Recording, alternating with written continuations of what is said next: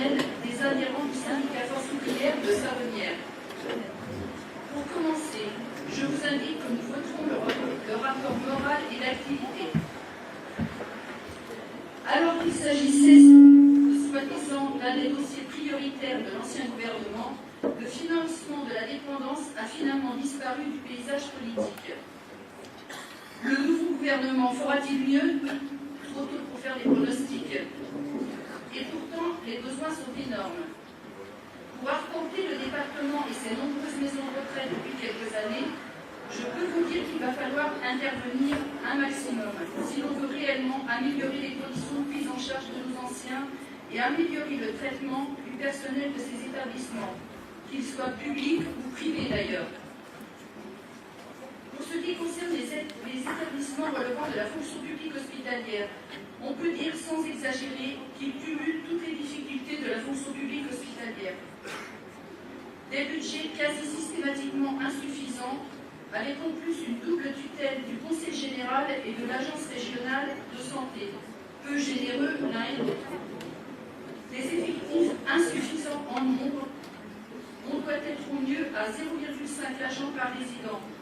Et en qualité, souvent les ASH font le travail des AS et les AS celui des infirmières, générant ainsi des glissements de tâches très fréquents, mettant en difficulté les agents. Des conditions de travail qui se dégradent avec souvent la suppression pure et simple des RTT, au prétexte d'économie. La réglementation du temps de travail est souvent contournée.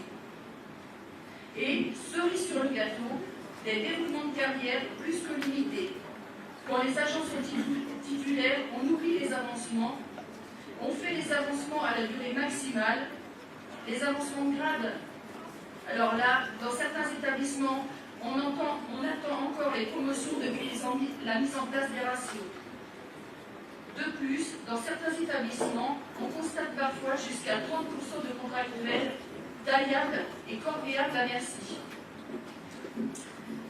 Alors que la présence syndicale était il y a peu assez limitée dans ces établissements, nous enregistrons la création ou le développement de plusieurs syndicats force ouvrière dans les maisons de retraite, avec parfois des taux de syndicalisation de 30 ou 40%.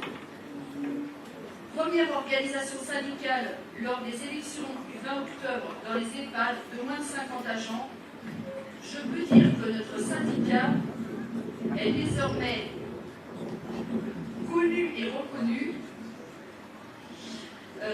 reconnu, y compris par les salariés qui jusque-là ne connaissaient que la CFDT et qui, au vu du travail effectué par cette même organisation syndicale, ont compris que s'ils voulaient être défendus, ils devaient faire confiance à une organisation syndicale digne de ce nom. Force ouvrière en l'occurrence. Nous sommes parfois un peu victimes de notre succès, certes. Les sollicitations sont nombreuses, mais c'est le signe qu'on nous fait confiance.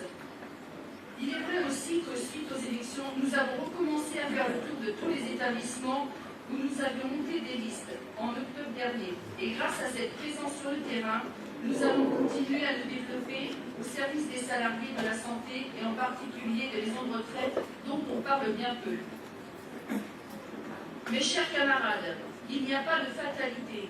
Si nous pouvons progresser dans ce secteur, gagner sur de nombreux points, alors nous le pouvons partout.